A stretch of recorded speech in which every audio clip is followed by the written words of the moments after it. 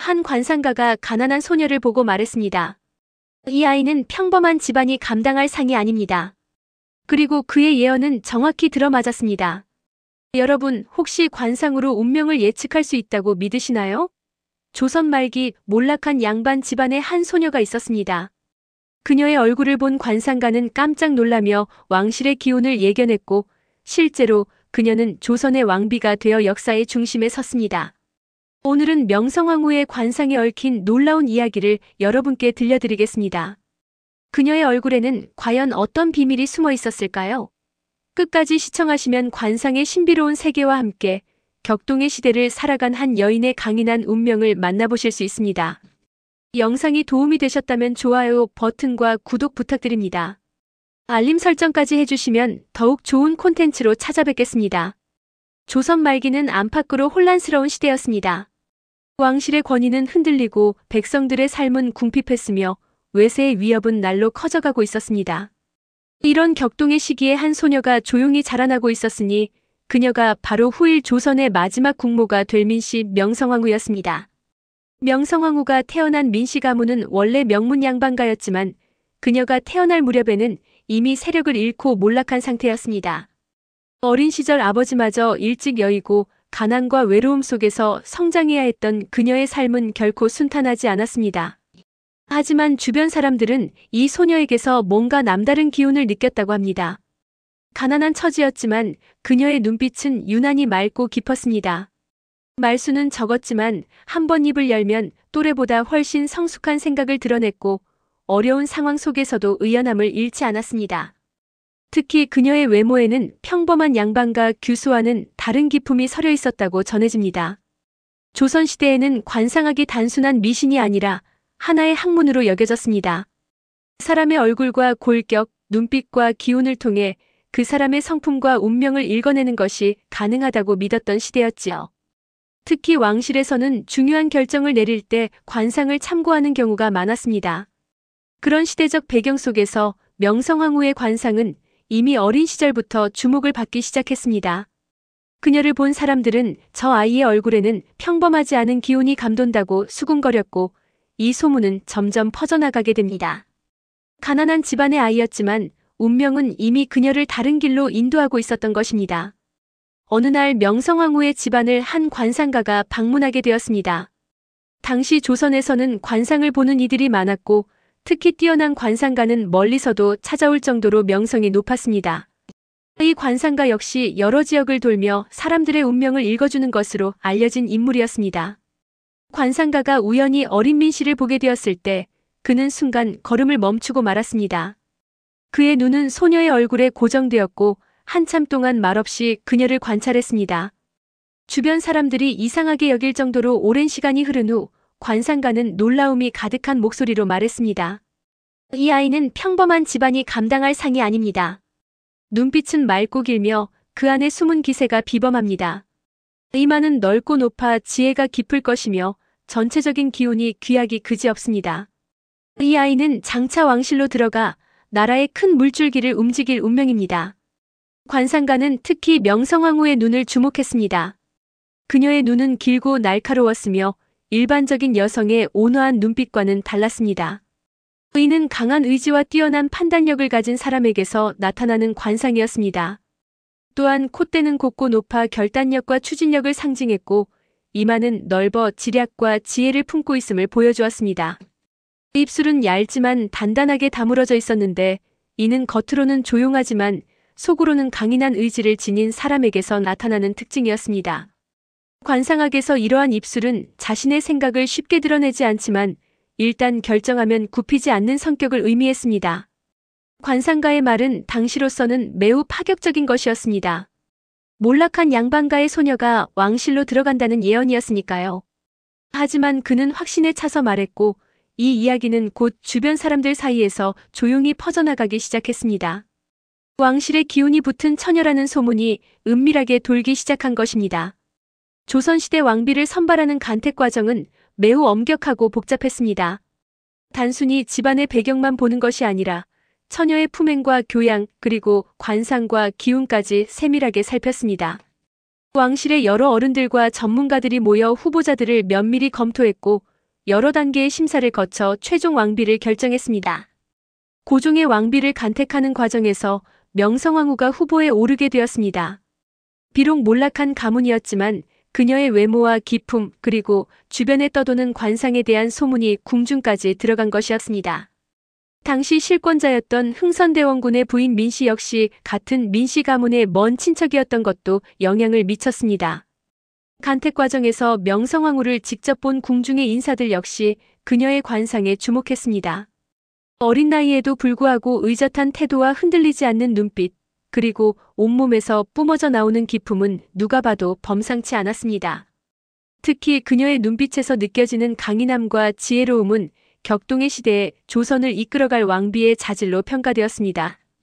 결국 1866년 16세의 명성황후는 조선의 왕비로 간택되었습니다.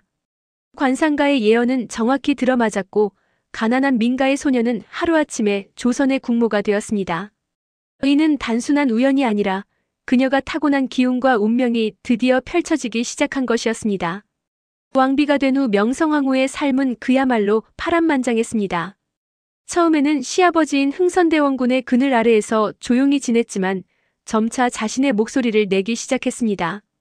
그녀의 관상에서 보였던 강한 의지와 결단력은 현실이 되었고 조선의 정치 무대에서 중요한 역할을 하게 됩니다. 관상가가 예언했던 나라의 큰 물줄기를 움직일 운명은 이렇게 시작되었습니다. 명성황후는 단순히 왕실의 일원으로 머무르지 않고 조선의 개화와 근대화를 추진하는 핵심 인물이 되어갔습니다. 그녀의 얼굴에 새겨진 운명은 이제 역사의 현장에서 생생하게 펼쳐지기 시작한 것입니다. 명성황후의 관상은 큰 복과 함께 큰 파란도 예고하고 있었습니다. 관상학에서 지나치게 강한 기운은 때로 화를 부르기도 한다는 해석이 있었고 그녀의 경우도 마찬가지였습니다. 왕비로서의 영화로움 뒤에는 끊임없는 정치적 갈등과 위기가 도사리고 있었습니다. 명성황후는 시아버지 흥선대원군과의 권력 투쟁에서 점차 우위를 점하게 되었습니다. 그녀의 날카로운 판단력과 강인한 추진력은 많은 정치적 성과를 가져왔지만 동시에 수많은 적을 만들기도 했습니다. 그녀의 관상에서 보였던 강한 의지와 굽히지 않는 성격은 때로 완고함으로 비춰지기도 했습니다. 조선을 둘러싼 국제 정세는 날로 복잡해졌습니다.